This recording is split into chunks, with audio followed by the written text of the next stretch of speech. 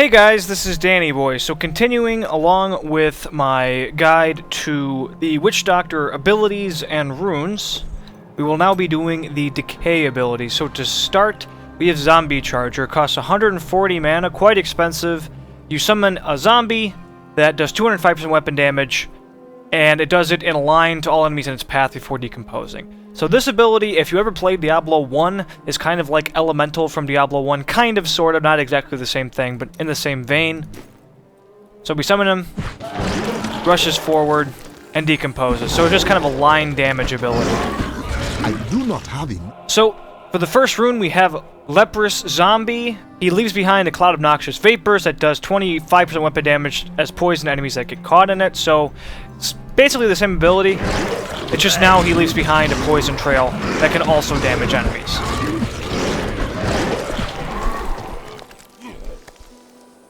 They can take damage in that as well. Next, we have Undeath. If he kills any enemies, it will reanimate and it will charge additional enemies and do damage as poison, and it can repeat up to 2 times. So it basically just makes it kind of cause a chain reaction effect, where you kill one enemy, he'll jump to the next enemy, and it will repeat up to 2 times.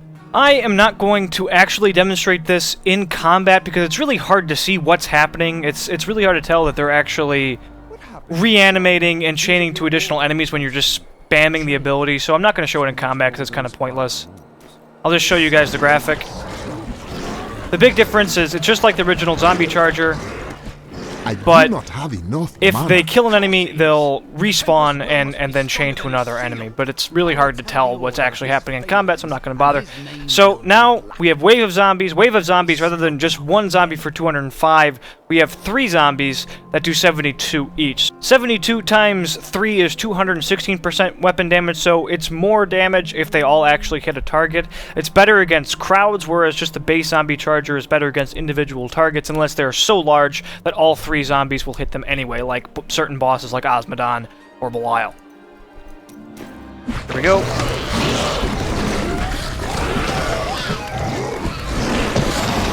Just spawning 3 zombies that move out in a row.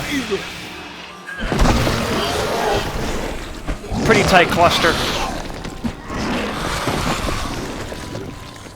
Moving along, we have Explosive Beast. Explosive Beast totally changes the ability. You're no longer sending out a zombie, you are sending out a zombie dog that will streak forward and then blow up on enemies once he makes contact with them, doing damage in a small radius, a 9-yard radius. So now it's a zombie dog that explodes. It does fire damage, it doesn't do poison damage anymore. Need more mana. Next, we have Zombie Bears. Zombie Bears is one of the highest damaging abilities that the Witch Doctor has. The only thing that comes close to Zombie Bears is using Splinters and like maybe Dire Bats or something. Hungry Bats is also up there, along with Rain of Toads if you can just get it on target for long periods of time, but really against a crowd, nothing compares to Zombie Bears. The only thing that has anywhere close to DPS of Zombie Bears is Splinters, and Zombie Bears can hit entire crowds. It's a ridiculously powerful ability, tons of damage, but it is very, very mana hungry. So to show you the ability, you summon zombie bears, waves of zombie bears, and take note that each zombie bear does 236% weapon damage as poison to just... And it can hit multiple enemies. 1 zombie bear can hit multiple enemies. So each of those individual zombie bears I just shot out, through that duration of channeling it, each of those did 236% weapon damage. Against large bosses, all of that damage against one boss or a champion pack or unique pack really adds up dramatically. Very, very powerful ability. One good synergy along with this ability... I honestly have an entire video dedicated to, it's just my Rain Man build, and it demonstrates this in great detail, but to just very quickly talk about it, using Big Bad Voodoo plus Rain Dance to give you infinite mana, essentially, while you're channeling the zombie bears can let you just channel it for at least the 15 to 20 seconds or so with Big Bad Voodoo and Rain Dance, so a lot of damage there. You can use it as part of a Vision Quest build to get more uptime on it. You can use it with Pierce the Veil to give you 20% more damage if you have mana regen or you have other mana regen abilities, or rather passives like Spiritual Attunement or Blood Ritual, or you're using Vision Quest or using Big Bad Voodoo or whatever. To show the ability against a crowd of enemies and how quickly it destroys everything, This is on Inferno, by the way. So, they're all dead. They're just exploded. It does have limitations. It is channeled. Ow. It is channeled, which means you have to stand still, which means enemies kill you. I don't even have a full complement of abilities on my bars right now. It also is blocked by walls and trees and whatever. It can't cross over gaps. They'll just get stuck on any sort of physical barrier, so something to keep in mind. Your best bet for Zombie Charger is definitely either Explosive Beast or Zombie Bears. They do by far the most damage. Leveling up, I would just switch from Leprous Zombies, and I would use Undeath, and I would just use Wave of Zombies. But for endgame, definitely Explosive Beast or Zombie Bears is your best bet. And I would say Zombie Bears outpaces Explosive Beast if your mana can take it. So that was Zombie Charger. Next up is Spirit Barrage. Spirit Barrage, you just hit a target with a single Spirit Blast. It does 190% weapon damage as physical. It costs 108 mana. Very expensive ability considering you're only hitting one target, and you have to spam it to really do any significant damage. That's it. It's just kind of like Haunt. You just send out a projectile and hits a target. Not really much more to say about it. The Spirit is Willing, makes it return mana every time you Spirit Barrage an opponent, but you're not going to actually gain any mana from this ability, it just makes it cheaper. It costs 108, so 108 minus 44, it now costs 64 essentially. You're never going to get any sort of net gain from the ability, you're just making it cheaper. Even with Rush of Essence, returning 30% of the mana cost over 10 seconds, 30% of 108 is 32.4, so 108 minus 32.4 gives you 75.6. And then with the Spirit of Willing, essentially just subtract another 44 from it, and it now costs 31.6. So you're making it far more mana efficient, but you're still not actually gaining any mana. You're not getting any sort of positive gain. You're just making it cheaper. But only costing 31.6 mana, it does require you to use a passive to get to that point and a rune, but 31.6 mana for 190% weapon damage as physical is pretty impressive in terms of just raw damage and DPS. It is only ever against a single target, though. To show you the graphic, it's blue. Well of Souls gives you an additional 3 spirits that seek out other targets and deal 30% weapon damage as physical. So you're looking at another 90% weapon damage, so 190 plus 90 is 280% weapon damage spread among 4 targets. 280% weapon damage.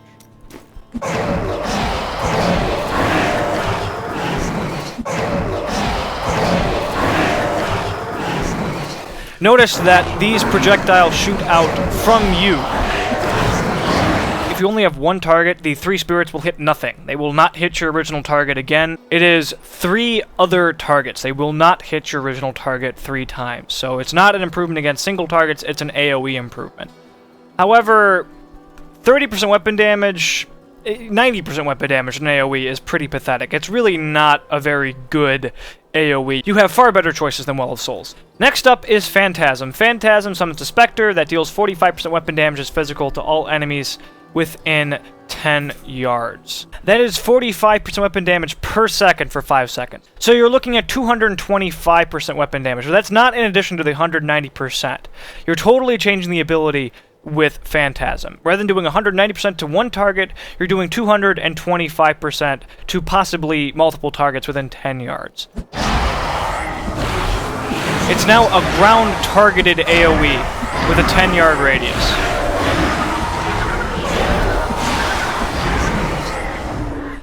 Phantasm can potentially do more damage than the base ability against a single target if they do stand in it for all 5 seconds, but it is more of an AoE. I will say it's definitely a much stronger AoE than Well of Souls, especially if you just kind of stack them all on top of each other and do damage to a crowd that way. Next is Phlebotomize. Phlebotomize just turns it into a minor lifesteal effect, 3% of damage dealt.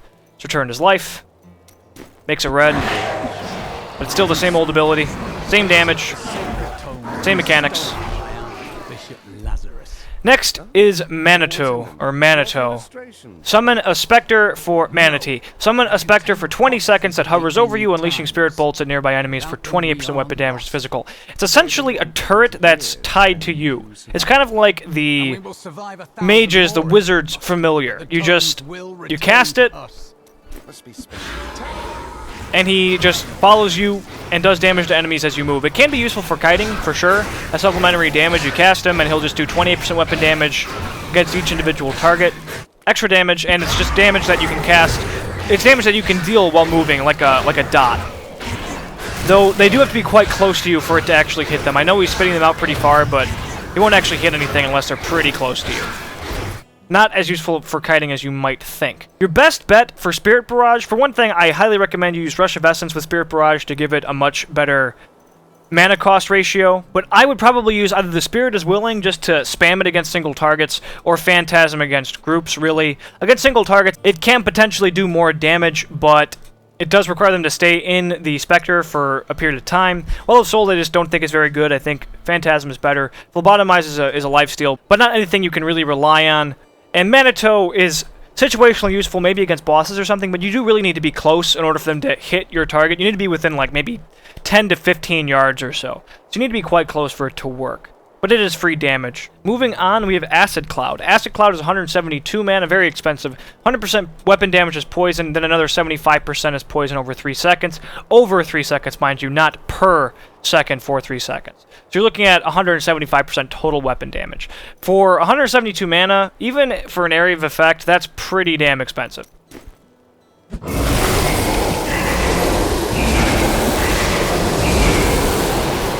do not have enough mana. For a rune, we have Acid Rain. Acid Rain, it does the same amount of damage, but it has a 24-yard radius. 24 yards is quite huge, so you could potentially hit quite a few targets in that radius. As you can see, large radius. Next up, we have Lob Lob Bomb. Lob Lob Bomb, rather than doing the 75% poison damage over 3 seconds, it instead does 25% poison damage every second for 5 seconds in an area. So it's 100% initial damage, and then the poison just coalesces into an individual slime that does a total of 125% poison damage over 5 seconds, assuming enemies are nearby him to actually take damage. And it is, every enemy near him will take damage. Lob Lob Bomb. That is fun to say. So, many slimes. They last for 5 seconds. Pretty fun and flavorful. Unfortunately, not really that effective in practice, but the ability is just very expensive considering its damage. Next up is Slow Burn. Slow Burn increases the duration of the acid pools left behind to 6 seconds. Now, that's rather ambiguous, because does that mean it now does 150% over 6 seconds, or does it mean it does 75% over 6 seconds? Because that would be terrible. I assume it's 150% over 6 seconds in an area, plus the original 100% would be 250%. But regardless, it's still very poor damage considering its mana cost. And it's over a pretty long duration too, 6 seconds.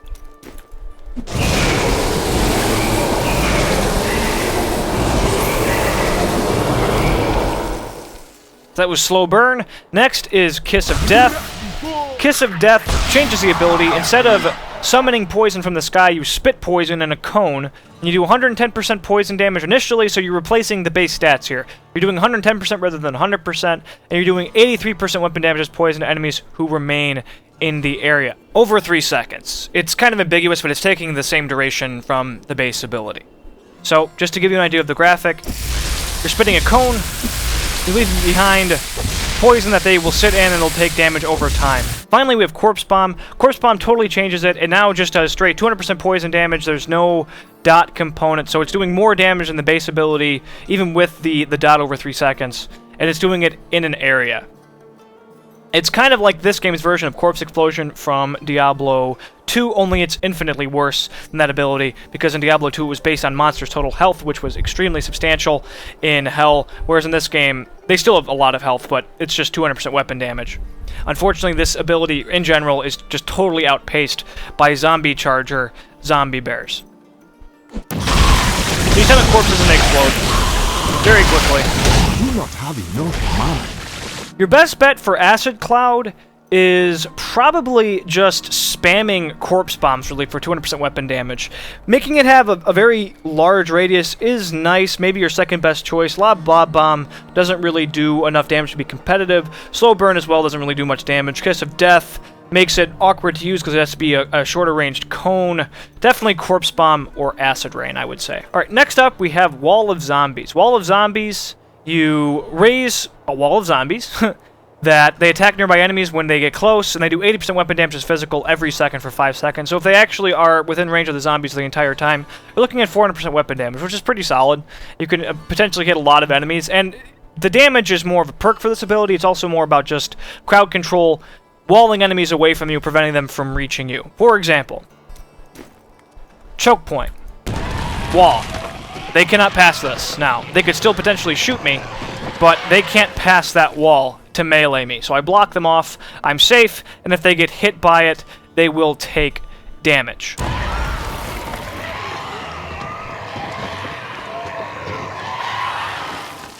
Next up, we have Barricade. Barricade makes the wall wider, and the zombies will still attack for 80% weapon damage to physical. So essentially, you're just making the wall wider.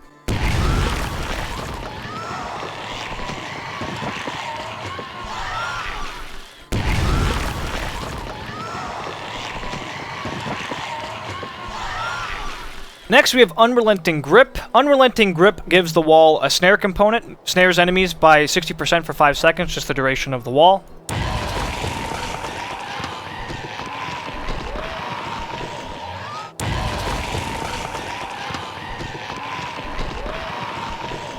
Note, this ability has a 25-second cooldown. Creepers makes 3 zombies emerge from the ground and attack nearby enemies for 25% of your weapon damage physical per attack. They last a finite amount of time, though. It's really not a substantial amount of damage, really. Not anything that you can really rely on, and plus it's once every 25 seconds, so it's really flavorful, but I can't really recommend it. It's not very significant.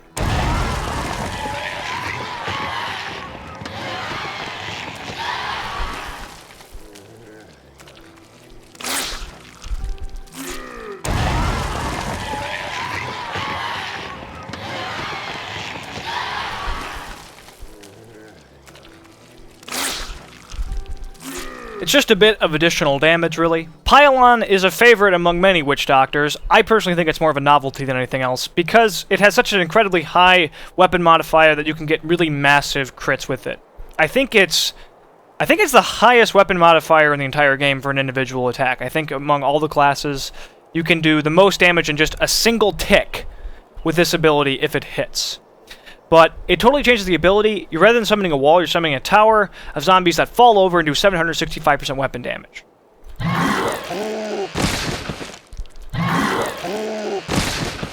Now, as you can see, it's a very narrow ability. It has a delay doing the animation and then falling down, so it's very difficult to actually hit enemies reliably with the ability. Anything that's fast-moving, basically, unless you have a slow or something, or you just get lucky, really, or you have somebody tanking the enemy so they're standing still, it's hard to reliably get hits on enemies that you actually want to hit, like uniques, champions, or whatever. If they're all just crowded on top of you and you have spirit walk going so you don't die, even then, though, the time it takes for it to fall over is actually longer than the 2 seconds on your spirit walk. It's just really hard to aim and reliably use, and it's once every 25 seconds, so personally I think it's way more gimmicky than practical, but people like to see huge numbers and huge crits. But builds are really tight in Inferno. You basically have to use Spirit Walk and Soul Harvest, so I can't really recommend it, honestly, unless you just happen to have a free slot in your build. But I think there are way better things you can put than Pileon in builds, generally speaking. It is fun, and it's really cool when the stars align and you hit a unique, and you crit, and you had a 5-stack on Soul Harvest, and you do massive, massive damage. It's not something that you're going to reliably be able to do consistently. Next up is Dead Rush. Dead Rush totally changes the ability. It turns it into a PB AoE, and they do 445% weapon damage as physical to nearby enemies when you summon the zombies. Your best bet for Wall of Zombies really depends on what you want to use it for. If you want to use it more for crowd control, I would probably go for Unrelenting Grip, really, to give it the snare. Widening the wall can be useful, but I think the snare is probably better. Creepers doesn't really help you very much. It's very minimal damage. If you want to use it for damage, I would definitely go with either Pileon or Dead Rush. Dead Rush does less damage, but it still has a very high coefficient, 445%. And it also can hit many, many targets because it's a PB AoE, so you can just run into the middle of a group with Spirit Walk, use it, run out, and do a bunch of damage. I use it as part of my Frickin' Chicken Bomber build. Pileon will do more damage in a single hit, but it's a lot more awkward to use. It has a long delay. It's very easy to miss. It's hard to hit those high priority targets. Alright guys, that is it. Those were the Decay abilities. Thanks for watching. Please like the video if you enjoyed it. If you thought it was educational, please sub if you want to see more Diablo 3, and leave comments and feedback and ask questions, and I will answer them. And have a good one.